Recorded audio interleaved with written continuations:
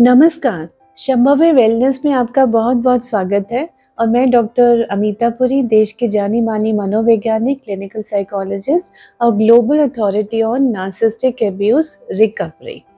Narcissistic abuse से recovery हो सकती है? बहुत लोग पूछना चाहते हैं और पूछते हैं, हमारे कमेंट्स आते हैं, हमें इतने लोग देश-विदेश से जानना चाहते हैं, रिकवरी हो सकती है?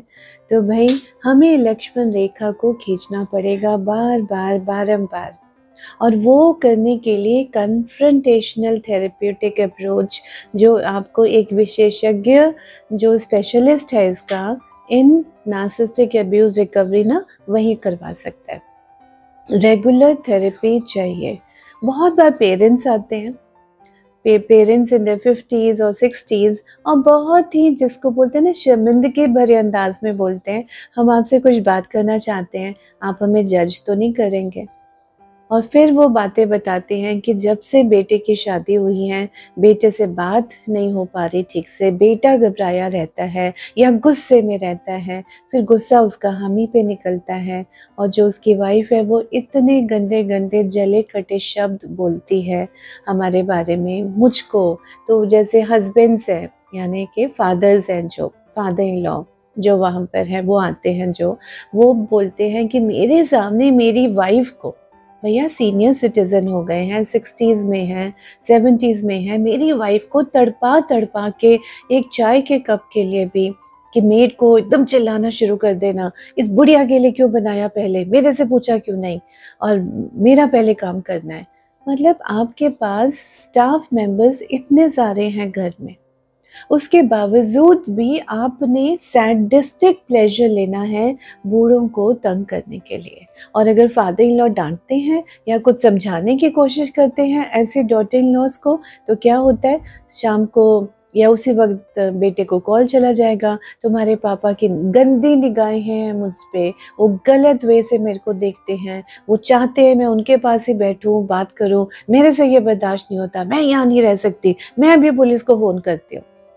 मतलब इतना डरा धमका के रखा हुआ है। और वो रामायण में आता है ना, जामवंत के वचन सुहाए, सुनी हनुमंत हर्षि हिय भाई।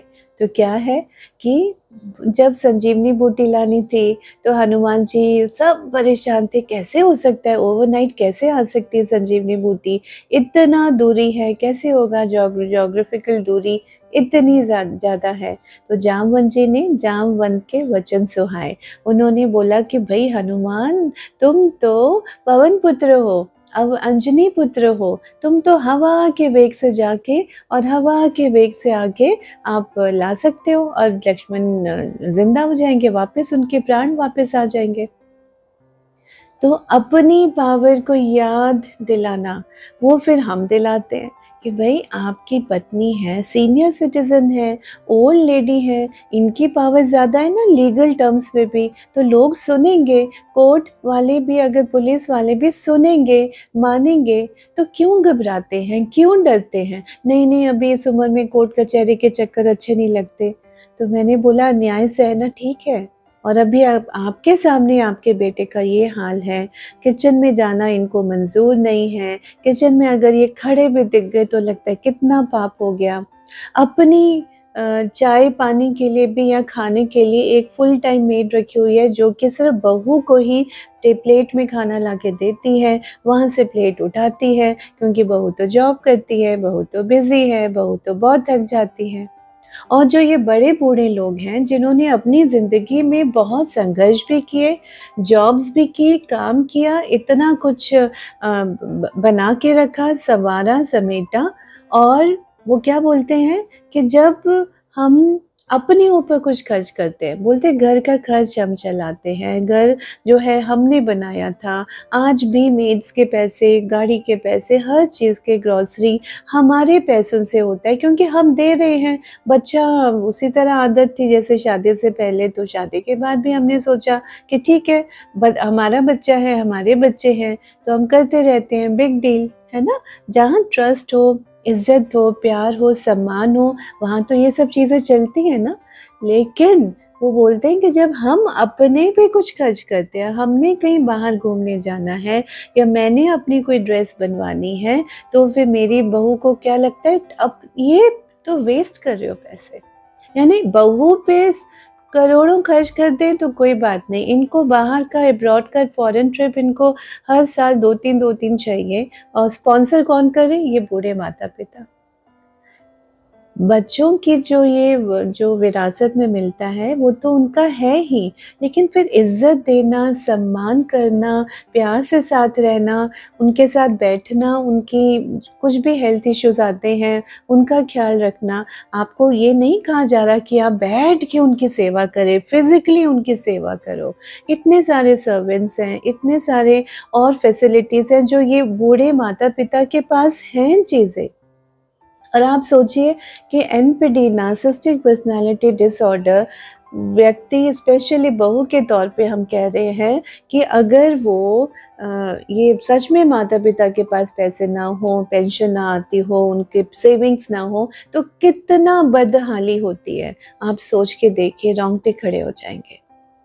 क्योंकि इतना कुछ होते हुए भी इनकी बहुत बदहाली है, और फिर जो लड़की के पेरेंट्स हैं, वो भी आके इन्हीं को समझाते हैं, इन्हीं को डाँटते हैं, इनको ही डपटते हैं कि आप मेरे बेटे को इतना तंग करके रखा है, मेरी बेटी इतना परेशान है आपके घर में।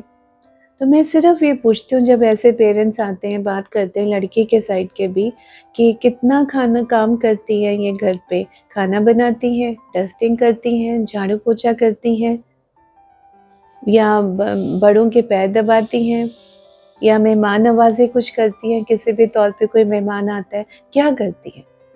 अरे घर में रहती है। ऐसे करते हैं जैसे रहना कितना बड़ा एक ज़िम्मेदारी हो गई, और उसके बाद ना उनको पूछना, ना कमरे में वो उनसे मिलने जाना। और जब बेटा कहीं गलती से उनके पास बैठा दिख जाए, चला जाए, तो 2 मिनट में कॉल्स आने शुरू हो, ओए आ जा तू, कॉल्स आ जाएँगी फ़ोन पे, आवाज़ मारनी शुरू हो जाएगी, बहुत गंदे तरीके से। पेरेंट्स बोलते हैं कि हम तो अपने बेटे का भी नाम नहीं लेते, कि वो घर पे आवाज़ भी देनी हो तो बहू का नाम लेते हैं कि बेटा एक बार हमारी बात सुन लो। अगर कुछ क्या बेटे को भी कुछ कहना है या नॉर्मल बात करनी है, कि बहू को ये ना लगे कि बेटे को ही पुकारा जा रहा है, मुझे नहीं बुलाया जाता। और अगर बहू आ जाती है तो जो जली-कटी और गंदी बातें, खराब बातें करना, उसके बाद तुरंत अपने पेरेंट्स को कॉल करना। छोटी सी कोई बात हो जाए, इन्होंने समझाने की भी कोशिश की, तो एकदम तुरंत अपने पेरेंट्स को कॉल करके कहानी बिल्कुल शिफ्ट, कहानी में ट्विस्ट डाल देना। तो भैया, नार्सिसिस्टिक पर्सनैलिटी डिसऑर्डर के जो व्यक्ति होते हैं, है ना? तो वो कहानी में ट्विस्ट डालते ही डालते हैं, झूठ बहुत शिद्दत से बोलते हैं। तो इसको डब्ल्यूएचओ ने क्या दिया है? Pathological lawyers. लेकिन जो बेटा होता है, वो इतना ज़्यादा सुनते, सुनते, सुनते ब्रेन वॉश हो जाता है।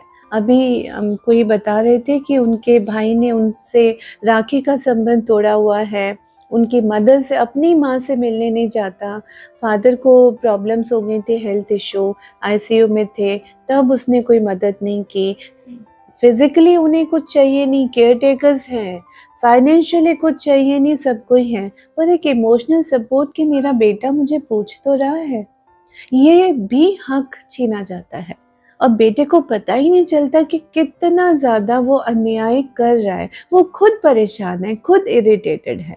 लेकिन ब्रेन वॉश इस तरह होते-होते कि तुम्हारे सिबलिंग्स, भाई-बहन ने मुझे ऐसे बोला, वो ये तुम्हें कुछ मानते नहीं हैं, तुम ही उनके पीछे जाते रहते हो, तुम्हारी इतनी बेइज़्ज़ती करते हैं। कौन-सी बेइज़्ज़ती, कहाँ की बेइज़्ज़ती? लेकिन अगर ये शब्द बार-बार, बार-बार कानों में डाला जाए, तो किसी भी व्यक्ति का दिमाग खराब होना लाज़मी है, इनका भी हो जाता है। तो बहुत सारे लड़कों के जो पेरेंट्स हैं ना, वो अपने हेल्थ इश्यूज़, ओल्ड एज के, खाली फिज़िकल इश्यूज़ नहीं हैं, उनके इमोशनल इश्यूज़ के कारण फिज़िकल इश्यूज़, हेल्थ इश्यूज़ इतने बढ़ गए हैं। तो ऐसे लोगों को फिर बहुत बार बताना पड़ता है, और मैं आपसे भी जो भी सुन रहे हैं प्यार से ये वीडियो, कि हमारे जो, ये तो साइंस ने भी बोला है, ट्रिलियंस ऑफ सेल्स है ना जो हमें बनाते हैं। हर इंसान की बॉडी में ट्रिलियंस ऑफ सेल्स हैं, और वो trillion of cells living beings है ना। उन लिविंग बीइंग्स में हमारे पूर्वज रहते हैं, हमारे एंसेस्टर्स रहते हैं, लास्ट 5000 और भी जितना पीछे से आप कहें माने तो पूर्वज रहते हैं। तो जब हमारी डिसरिस्पेक्ट होती है ना, तो हमारे पूर्वजों की डिसरिस्पेक्ट हो रही है, क्योंकि वो तो पितर हैं, तभी तो पितर पक्ष में पूजन होता है ना, ये हमारे पितरों का। तो कितना दान करते हैं, हवन वगैरह करते हैं, 1 दिन कर लिया, 2 दिन कर लिया, लेकिन सारे साल भर तो गालियाँ सुन रहे हैं। और ये सब ऐसे माहौल में रह रहे हैं, बंदे बंदे दबे दबे, कमरे से बाहर नहीं निकल सकते, निकले तो कोई घूर घूर के देख रहा है, आपकी की मेड्स पे चिल्ला चिल्ला के, जैसे वो इंसान ही नहीं है, उस तरह बात की जा रही है। And then they love to play the victim, और विक्टिम ऐसे प्ले करेंगे जैसे पता नहीं इनके ऊपर कितने जुल्म ढाए जा रहे हैं। और फिर इनके पेरेंट्स, क्योंकि एनपीडी इनको शादी के बाद तो मिला नहीं, हो ही नहीं सकता कि शादी के बाद एनपीडी हो। एनपीडी तो भाई बचपन में उसके बीज पड़ जाते हैं, और 15-16 साल की एज में वो उसके सिम्टम्स आने शुरू होते हैं। लेकिन निखरते ये सिम्टम्स कब है, निकलते अच्छे से कब है, आपके पार्टनर पे और आपके बच्चों पे। तभी जो ये लड़कियों के पेरेंट्स हैं, या जहाँ से भी वो ये प्रॉब्लम परेशानी शुरू हुई है, जनरली वो लोग सपोर्ट नहीं करते हैं बेटी को, मतलब बेटी की इन हरकतों में वो बेटी को गाइड सही ढंग से नहीं करते हैं, रादर वो इस बीमारी को बढ़ाते हैं। और लड़के वालों को, लड़कों को ये बहुत बार जतलाया जाता है कि तुम्हारे कारण बातें बिगड़ी हैं, तुम बर्दाश्त नहीं कर रहे, तुम सह नहीं रहे, तुमको चुप रहना चाहिए, तुम मेरी बेटी के साथ ज्यादती कर रहे हो। वेयरएज एक्चुअली पासा तो उल्टा होता है, वो ज्यादती कर रही होती हैं। इतना ज़्यादा घर में माहौल गमगीन मातम वाला माहौल बन जाता है, या इतना सप्रेस रहता है कि हम डरते हैं हंसते हुए भी, बात करते हुए भी, कि ये फिर घूर घूर के देखेंगे कि ये हम हंस भी क्यों रहे हैं, बातें भी क्यों कर रहे हैं, क्योंकि अगर बातें कर रहे हैं तो हम इन्हीं के खिलाफ तो बातें कर रहे हैं। इनके दिमाग में ये बातें बिल्कुल कोट कोट के वो भरी होती हैं, और हमारी बातों को ये ट्विस्ट करते हैं। हम इनको कुछ पूछ रहे हैं, लॉजिक तो रहेगा नहीं, इलॉजिकली उस सिचुएशन को ऐसी नई कहानी बना के पेश होगा, और रोने शुरू हो जाएंगे, तुम तो हमेशा ऐसे करते हो, तुम्हारी माँ तो चाहती नहीं कि हमारा बच्चा हो, तुम्हारे पापा को तो बस मैं फूटी आँख नहीं सुहाती, मेरे पापा आ जाए, मेरी मम्मी आ जाए, तुम्हारे माँ बाप का तो मुँह बन जाता है। एक्चुअली तो अदर वे अराउंड होते हैं, उनके माँ बाप आगे तो लड़कों के माँ बाप को उन्हीं के घर में धमका रहे होते हैं। हम पुलिस बुला लेंगे, हमें समझ क्या रखा है, क्या समझ रखा है, क्या कर दिया, आपकी लड़की को क्या प्रॉब्लम हो गई घर पे, आप बताइए ना। ऑल बिकॉज कि बेटा माँ बाप को भी छोड़ दे, बेटा माँ बाप के पास बिल्कुल ना रहे। और ऐसे भी केसेस आते हैं जहाँ पेरेंट्स फिर बेटे को और लोकल उसमें ही सेम सिटी में अलग भी कर देते हैं कि भाई तू अपनी गृहस्थी अपने आराम से मना, हमारे कारण तेरी गृहस्थी ना टूटे। पेरेंट्स है ना, नॉर्मल पेरेंट्स है, नार्सिसिस्टिक पेरेंट्स नहीं, तो वो तो ऐसे करते हैं। वहाँ भी बहुत बार लड़के जो हैं वो हमें दिखाते हैं, वीडियोस भेजते हैं कि देखो खूनो खून हुए पड़े हैं, हाथों में, बाजू में, कंधे में, इधर पीठ पे, पैरों पे, एकदम खरोंचे मार मार के, या बेल्ट से, या फिर जो भी चीज़ हाथ में आई, चाकू भी आया, उससे भी वो उनको मार रहे हैं गुस्से में। यानी कंप्लीट सरेंडर कर दो तो भी इनका गुस्सा स्पाउस के प्रति बहुत ज़्यादा, और अपने ही बच्चों की पर्सनालिटीज़ को ये लोग ख़राब कर देते हैं। यही तो बीमारी है भाई, ये नेचर नहीं है कि वक्त के साथ ठीक हो जाएगा, और या वक्त के साथ शायद इनको समझदारी आ जाए, क्योंकि EQ इमोशनल क्वोशेंट तो इनका 2 साल के बच्चे से ऊपर होता ही नहीं है। यही तो मेंटल हेल्थ इश्यू है, इसीलिए तो हम अवेयरनेस के लिए ये बातें, ये वीडियोस लेकर आते हैं, और बहुत लोग मानते भी हैं कि अवेयरनेस से हमारी तो ज़िंदगी बच गई, वरना हम तो यही सोचे थे कहीं न कहीं शायद हम में गलती है, हमारे पेरेंट्स में गलती है, हमारे माहौल में गलती है, शायद मैं कम कमा रहा हूँ इसलिए गलती है, इसलिए हमें सुनना पड़ रहा है। तो मैं कई बार ये बोलती हूँ कि भाई अब इसके बाद जो आने वाले हैं वो तो करोड़ों में कमाते हैं, फिर भी उनकी हालत आप ही की तरह है, एकदम घर में मज़दूर की तरह। मतलब इन्हें पति नहीं चाहिए, मुंडू चाहिए या एक नौकर। और ये हर घर में जहाँ भी एनपीडी होते हैं उनके पेरेंट्स का, लड़कों का यही कहना है। मैं ये नहीं बोल रही कि लड़कियाँ फेस नहीं करती प्रॉब्लम्स। अगर एनपीडी हस्बैंड है तो लड़कियाँ भी प्रॉब्लम फेस करती है ना? लेकिन आपने समझ रखते हुए, समय रहते हुए समझदारी से काम करना है। तो अभी इसका तरीका क्या है, हल है, लक्ष्मण रेखा किस तरह करनी है वो हम सिखाएंगे आपको। हीलिंग कैसे होनी है, पूर्वजों की हीलिंग, एंसेस्ट्रल कर्सेस भाई हमारे ऊपर आ रहे हैं जब हम ये जातियां बर्दाश्त कर रहे हैं। अब वो आपके बेटे को भर भर के वो टोकरे में एंसेस्ट्रल कर्सेस हम दे रहे हैं। तो मेरी आप जब सबसे यही गुजारिश है जो ये सुन रहे हैं कि भाई ऐसा नहीं करना, आप थेरेपी में आइए, हम मिल के बिल्कुल आपको ये बातों को हम तरीके से, सही ढंग से, सलीके से बताएंगे कि हीलिंग कैसे करनी है, हीलिंग कैसे होगी, ट्रीटमेंट कैसे होगा। और नॉन नार्सिस्टिक फैमिली मेंबर्स का ही हीलिंग और ट्रीटमेंट होता है। जो नार्सिस्टिक व्यक्ति है ना, वो उसको फिक्स नहीं कर सकते, लेकिन जब हम अपनी बाउंड्रीज बना लेते हैं तो नार्सिस्टिक व्यक्ति को धीरे धीरे वो उसको पहले तो मर्ज करेगा, बाउंड्रीज के अंदर आने की कोशिश करेगा, खराब करेगा, लेकिन धीरे धीरे वक्त के साथ और प्रॉपर थेरेपी के साथ चेंजेस आने लगते हैं हमारी ज़िंदगी में। भले ही हम साथ रह रहे हों, भले ही हम अलग हो जाएं, अलग भी हों तो भी ये इजीली नहीं छोड़ते, बहुत तंग करते हैं। तो उसको कैसे हमने हल करना है वो हम बताएंगे। और हमारी वर्कशॉप भी इसके ऊपर आ रही है और उसकी भी डिटेल्स वगैरह हम आगे के वीडियोस में देते रहेंगे, ताकि आप सबकी ज़िंदगी बहुत खुशहाल हो सके, जो हम सभी ये एक खूबसूरत ज़िंदगी तो डिज़र्व करते हैं। ये ज़िंदगी इतनी बदसूरत नहीं है जितना इनके साथ रहते रहते हमारी ज़िंदगी हो जाती है। तो आई एम श्योर आपको ये वीडियो पसंद आया होगा और आपके दिल को भी छुआ होगा। तो आप इसको लाइक करिए, सब्सक्राइब करिए, भर भर के शेयर कीजिए। आपका एक शेयर दुनिया के कोने में एक मायूस व्यक्ति और कितने मायूस व्यक्तियों की ज़िंदगी बदल देगा, आप खुद भी नहीं जान पाएंगे। लेकिन दुआएं ऊपर वाले की भर भर के आपको मिलेंगे। बहुत बहुत धन्यवाद।